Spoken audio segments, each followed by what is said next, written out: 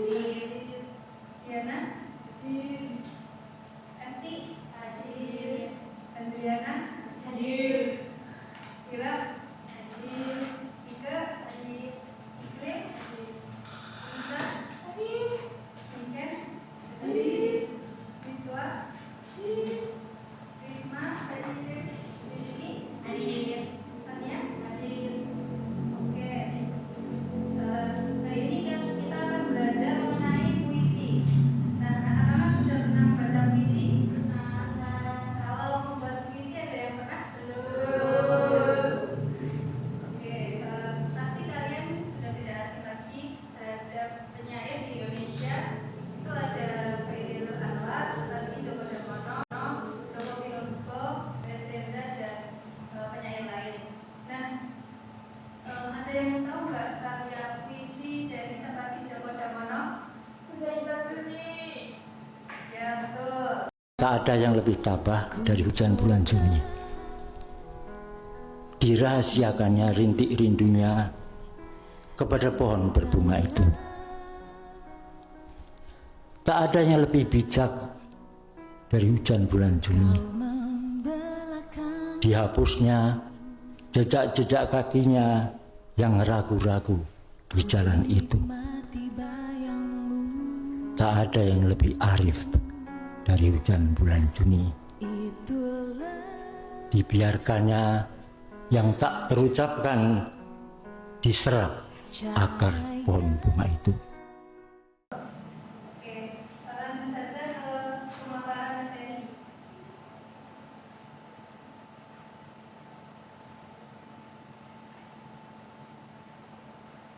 Kita akan belajar mengenai puisi, mengenal puisi.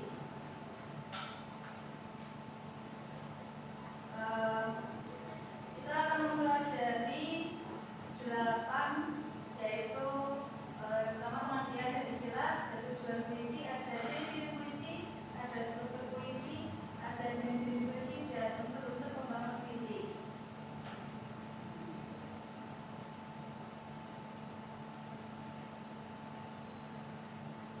Yang pertama itu ada yang tahu puisi itu apa?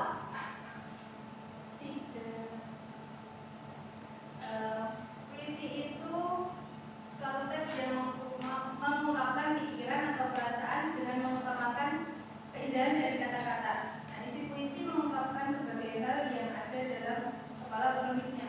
Jadi dalam puisi itu kita dapat menyampaikan rasa kerinduan, kegelisahan, atau penggunaan penggabungan dalam bahasa yang indah. Nah, ada istilah-istilah dalam puisi yang perlu kita ketahui. Yang pertama ada penyair atau orang yang menulis puisi. Yang kedua ada larik atau baris dalam puisi. Yang ketiga ada baris, kumpulan larik. Dan yang keempat ada rima, yaitu pengulangan bunyi baik dalam baris atau larik atau sajak. Selanjutnya ada tujuan puisi. Terdapat 4 tujuan puisi yang harus kita ketahui. Yang pertama ada ekspresi emosi dan pengalaman pribadi. Nah, puisi ini seringkali digunakan sebagai medium untuk mengekspresikan perasaan, emosi, dan pengalaman pribadi penulis. Yang kedua ada pemikiran filosofi dan refleksi. Dalam hal ini puisi dapat menjadi wadah untuk refleksi dan pemikiran yang lebih mendalam tentang kehidupan, cinta kehidupan manusia, dan topik filosofis lainnya. Yang ketiga ada pemberian makna simbolik. Puisi seringkali memanfaatkan simbolisme untuk menyampaikan makna yang lebih dalam dan kompleks. Yang keempat ada estetika dan keindahan. Puisi ini sering mengejar keindahan estetika dalam pemilihan kata, ritme, dan pengaturan struktural untuk menciptakan pengalaman baca yang estetis atau indah dan memikat. Selanjutnya, ciri-ciri puisi ada 4. Yang pertama, puisi terdiri dari beberapa bait. Nah, umumnya itu puisi terdiri dari 4 baris atau larik. Yang kedua, puisi mengungkapkan diksi. Diksi itu kata-kata yang bersifat kiasan untuk memperindah bunyi. Yang ketiga, pada puisi tertentu, diksi pada puisi kerap memperhatikan rima. sudah dijelaskan di istilah ya. Lalu rima bisa berbunyi a a a atau a b a b. Yang keempat, puisi biasanya menggunakan majas atau peribahasa. Selanjutnya struktur puisi ada 4. Yang pertama tema, nada dan suasana, perasaan dalam puisi, dan amanat. Tema itu gagasan pokok. Lalu nada dan suasana, nada mengungkapkan sikap penyair terhadap pembaca, sedangkan suasana adalah keadaan jiwa pembaca setelah membaca puisi akibat psikologis yang ditimbulkan puisi terhadap pembaca. Yang ketiga, perasaan dalam puisi. Jika penyair tidak mengungkapkan keindahan alam, maka sebagai sarana ekspresi ia akan menggunakan imaji-imaji, majas, tradisi yang mewakili makna tentang keindahan alam. Yang keempat, ada amanat atau pesan yang ingin disampaikan oleh penyair. Selanjutnya, jenis-jenis puisi ada 3: puisi naratif, puisi lirik, dan puisi deskriptif. Puisi naratif itu mengungkapkan cerita atau penjelasan penyair. Jenisnya ada balada dan romansa. Yang kedua, puisi lirik mengungkapkan perasaan penyairnya, jenisnya ada elegi dan ode. Yang ketiga, puisi deskriptif memberikan kesan terhadap keadaan atau peristiwa, benda maupun suasana yang menarik perhatian penyair, jenisnya ada satir dan kritik sosial. Yang terakhir, ada unsur-unsur pembangun puisi. Ada 2 unsur pembangun puisi, yaitu unsur fisik dan unsur batin. Unsur fisik terdiri dari majas, rima, konotasi, tata berlambang, dan pengimajian. Lalu unsur batin ada tema, amanat, dan sikap penyair. Nah, itu tadi materi yang Ibu sampaikan. Selanjutnya Ibu akan membagikan tugas berkelompok untuk menganalisis rima, tema, dan diksi dari puisi yang sudah Ibu sediakan.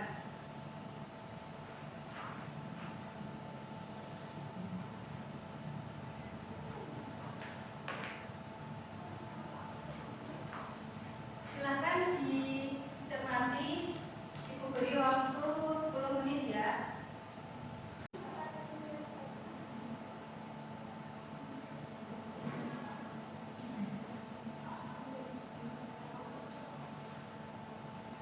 Sudah? Belum.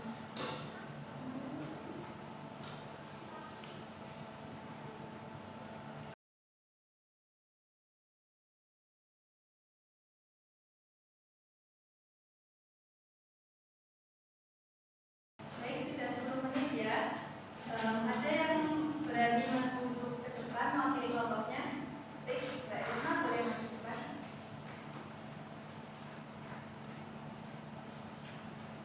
Baik, saya dari kelompok 4. Di sini tentang puisi senja yang indah. Puisi senja yang indah menggambarkan keindahan alam dan kebesaran sang pencipta melalui tema senja. Tema yang digunakan teratur, yaitu bait 1 AAA dan bait 2 MNMM, bait ketiga NNN. Jadi, rima pada puisi tersebut adalah AAA. Setiap baitnya sehingga menciptakan aliran yang harmonis.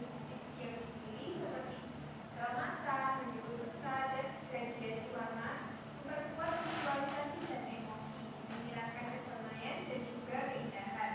Majas personifikasi dan metafora menambahkan kedalaman makna dan mengajak pembacanya untuk merenungkan keindahan alam.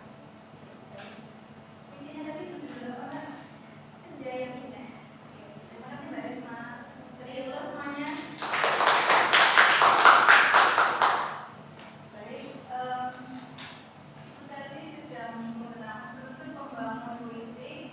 Kita akan memberikan penugasan pada anak-anak untuk mencari sebanyak-banyaknya terkait informasi unsur fisik dan unsur batin, unsur pembangun puisi dikerjakan di rumah ya. Ya Bu.